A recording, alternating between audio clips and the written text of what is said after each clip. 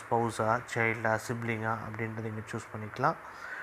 அவங்க எந்த டிஸ்ட்ரிக்டில் இருக்காங்க, எந்த ஸ்டேட்டில் இருக்காங்க, அந்த இதோட பின்கோடு, ஏரியாவோட பின்கோடு என்ன, அப்புறம் அவங்களோட mobile number 10 digit mobile number, அந்த நம்பரையும் போடும்போது கரெக்டாக என்ட்ரு பண்ணுங்கள்.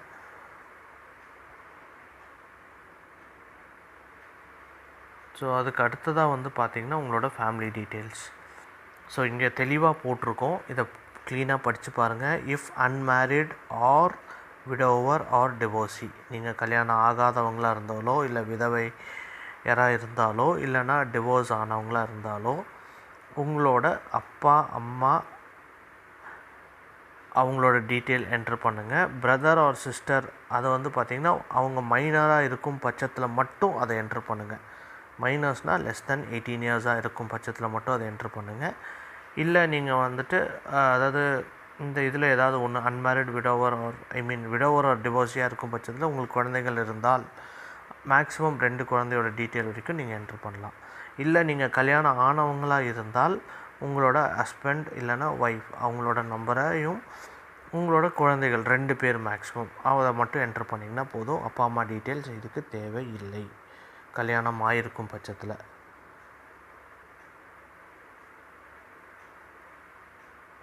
ஸோ அதை வந்து பார்த்திங்கன்னா ஃபாதர் நேம் போடணும், அவரோட டேட் ஆஃப் பர்த், இது எல்லாமே ஆதார் படி தான் இருக்கணும். அவங்க உங்களோட தங்கியிருக்காங்களா இல்லையா, இல்லை அப்படின்ற பட்சத்தில் அவங்க என்ன டிஸ்ட்ரிக்டில் தங்கியிருக்காங்க அந்த டீட்டெயில் என்ட்ரு பண்ணணும். அண்ட் மதர் அவங்களோட ஆதார் படி பேர், டேட் ஆஃப் பர்த், அவங்களோட தங்கியிருக்காங்களா அப்படின்ற பட்சத்தில் ஒன்றும் பிரச்சனை இல்லை. இல்லைன்ற பட்சத்தில் எந்த டிஸ்ட்ரிக்டில் தங்கியிருக்காங்க அப்படின்றத நம்ம அங்கே மென்ஷன் பண்ணணும். அண்ட் ஹஸ்பண்ட் நேம் ஆதார் படி அவரோட டேட் ஆஃப் பர்த், அவங்களோட தங்கியிருக்காங்களா, அண்ட் ஹஸ்பண்டோட அதாவது சப்போஸ் உங்களோட தங்கலை அப்படின்ற பட்சத்தில் எந்த டிஸ்ட்ரிக்டில் இருக்காங்க, இல்லை சப்போஸ் நீங்கள் மேலாக இருக்கும் பட்சத்தில் உங்களோட ஒய்ஃபோட டீட்டெயில்ஸ் நீங்கள் வந்து போடலாம். அவங்களோட டேட் ஆஃப் பர்த், அவங்களோட தங்கியிருக்காங்களா இல்லையா, அப்படி இல்லைனா எந்த டிஸ்ட்ரிக்ட், முதல் குழந்தையோட பேர் ஆதார் படி. சப்போஸ் குழந்தைக்கு ஆதார் இல்லாத பட்சத்தில் நீங்கள் என்ன பேர் வச்சுருக்கீங்களோ பர்த் சர்டிஃபிகேட்டில் இருக்கும் இல்லையா அந்த பேர் வந்து கரெக்டாக இங்கே வந்து போட்டுருங்க. அதே மாதிரி குழந்தையோட டேட் ஆஃப் பர்த், குழந்தை உங்களோட இருக்கா இல்லை வேறு யாரு கூடயாவது இருக்கா அந்த இது, அப்படி தனியாக இருக்குன்ற பட்சத்தில் அது எந்த ஊரில் இருக்காங்க அப்படின்றது. ரெண்டாவது குழந்தையோட டீட்டெயில் அதே மாதிரி சேம், அவங்களோட பேர், டேட் ஆஃப் பர்த், அவங்களோட தங்கியிருக்காங்களா இல்லையா, சப்போஸ் இல்லைன்னா எந்த டிஸ்ட்ரிக்ட்.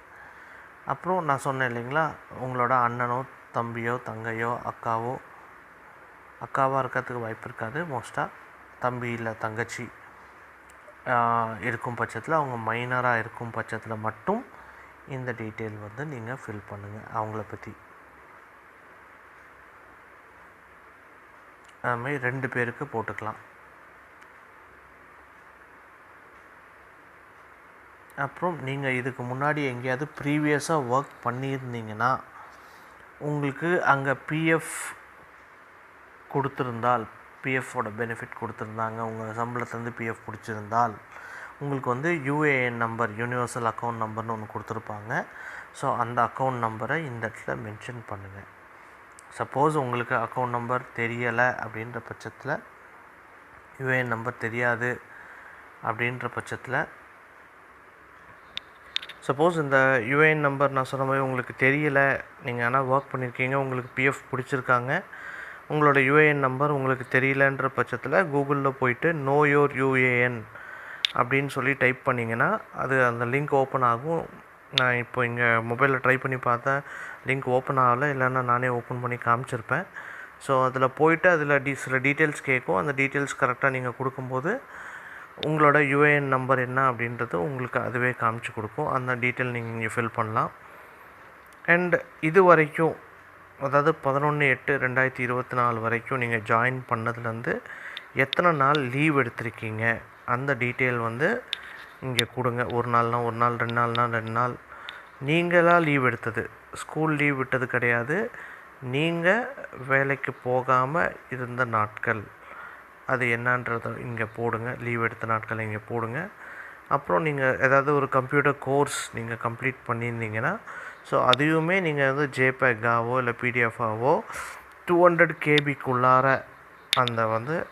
அந்த இமேஜையோ அந்த இதையோ கம்ப்ரெஸ் பண்ணிவிட்டு பிடிஎஃப்பையும் நீங்கள் கம்ப்ரெஸ் பண்ணிவிட்டு இதில் நீங்கள் அப்லோட் பண்ணுங்கள். அப்புறம் நீங்கள் கொடுத்துருக்க எல்லா இன்ஃபர்மேஷனுமே கரெக்ட் அப்படின்றத நீங்கள் டிக்ளரேஷன் கொடுக்கணும். ஸோ அதை கொடுத்துட்டு நீங்கள் ஃபார்மை சப்மிட் கொடுத்துக்கலாம். ஸோ இந்த வீடியோவில் நான் கொடுத்த டீட்டெயில்ஸ் உங்களுக்கு கிளியராக இருந்திருக்கும்னு நினைக்கிறேன். ஸோ அதையும் மீறி உங்களுக்கு ஏதாவது சந்தேகங்கள் இருந்தால் உங்களுடைய டிஸ்ட்ரிக்ட் அட்மின் இருப்பாங்க. ஸோ அவங்கள நீங்கள் காண்டாக்ட் பண்ணலாம். தேங்க்யூ.